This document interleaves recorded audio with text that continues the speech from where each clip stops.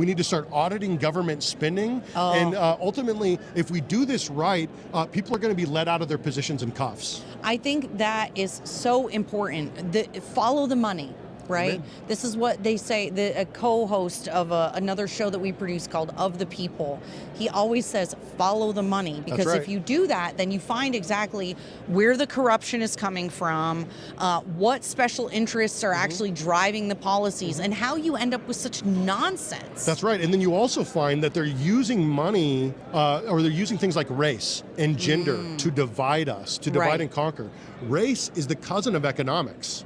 And so when we look say at more about that. Yeah, race is the cousin of economics. When we don't look at things like, we say, oh, well, we don't need to look at CRT, we don't need to look at, okay, I understand that, but Yeah. let's look at history. Okay. Real history. And let's look at the way that people are manipulated through money over time. Because if we don't learn about things like redlining, racial housing covenants, the manipulation of heirs' property rights, what happens is the things that they were doing to use against black people, They use it against They use everybody. against everybody. And they're doing it, they did that with heirs' property rights throughout the country because of there not being a proper paper trail to pass on property. So what people do is they buy out the majority holding of a property and they force it to auction. And that's exactly what they did in Hawaii after the fires.